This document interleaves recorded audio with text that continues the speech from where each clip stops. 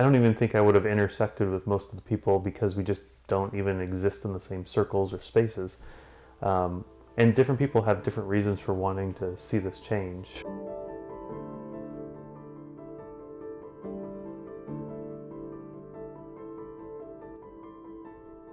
Originally, I heard about the data center about maybe a month and a half ago. And a lot of us around here are kind of quiet people. You know, we kind of just keep to ourselves.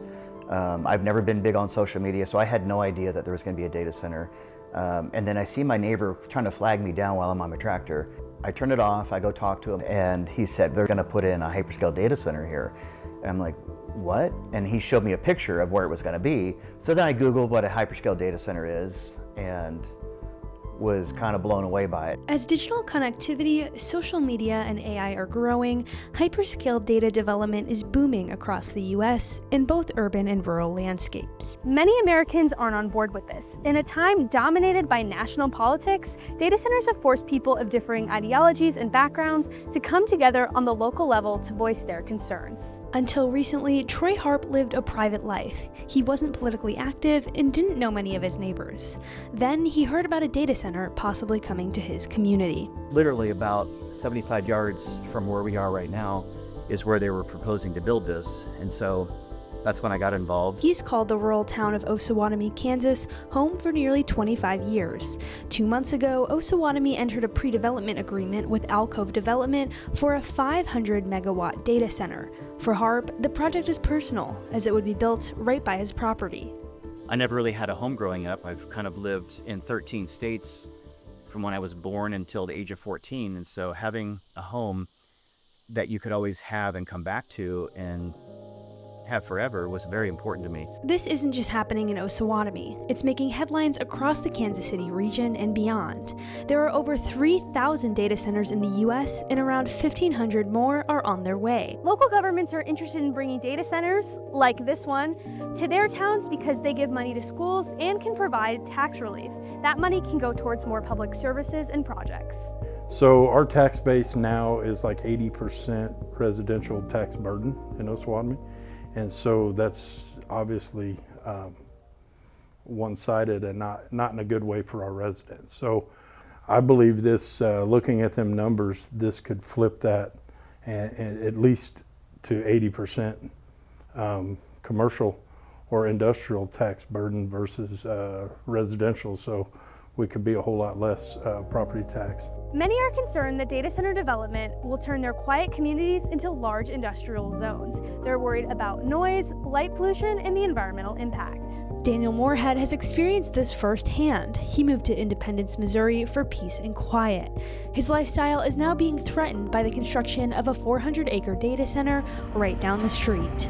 What you're hearing right now is probably the quietest it'll be once this goes in, because the units that cool this thing off are going to be a constant drone. The noise from cooling systems and generators in data centers is non-stop. A 2026 study found that many data centers often exceed the EPA recommended outdoor noise limit, and that long-term noise pollution can cause heart disease and hearing loss. Because of this, local residents are calling for more transparency, better zoning, and even moratoriums on future development. Moorhead formed the Independence Guard Alliance, a community group trying to improve transparency and communication between local government and Independence residents. This is not by choice I'm here, but it came to my front door. I felt like I had to get involved somehow. Similar concerns are emerging in communities across the region. In Tonganoxie, Kansas, Rebecca Davis is a leader of Citizens Against Bluestem, a grassroots group that is trying to stop the development of a 1,000-acre data center near their community. On social media, one of our county commissioners was going to have kind of a town hall and update his constituents.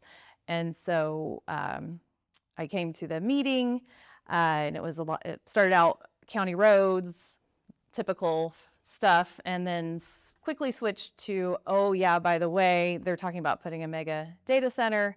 And I had a very visceral reaction to that. It was like, oh, no, no, no, no, no. Immediately, I was pretty hooked and felt the call. Oh, fun fact.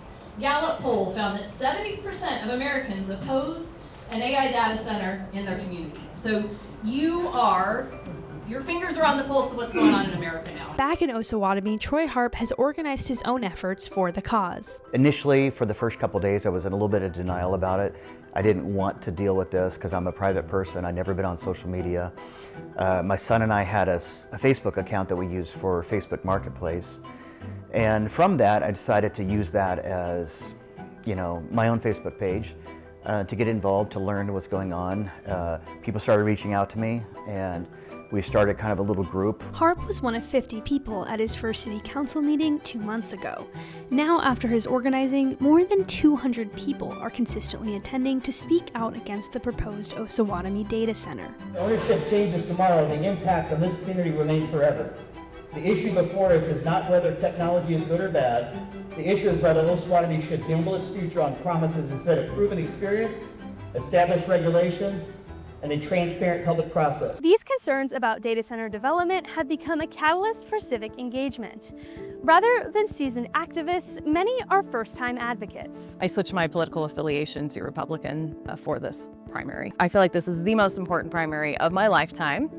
I'm not completely a single issue voter, but the data center is one of my 2 major issues. And so I feel like it's more impactful for me to switch parties at this point. In an era marked by political division, debates over data center development are creating unlikely alliances among people from different backgrounds and ideologies. Neighbors from across the political spectrum have been brought together by shared concerns about the future of their communities.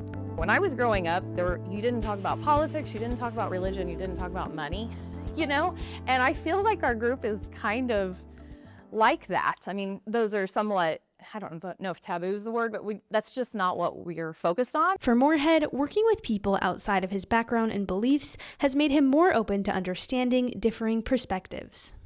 I think that's probably the big change for me is I kind of want to understand. Tell me why you think your side is so important. Tell me from your perspective. It's very difficult sometimes to bring people together. In this case, I think it's very easy to bring people together.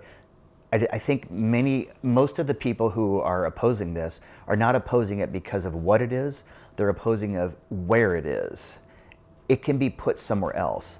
These trillion-dollar corporations, they prey upon small communities because of our limited resources. Limited resources in the sense of people that having a voice or people using money to fight them in courts. But they're wrong about that because people can pool together, which is what we're doing here.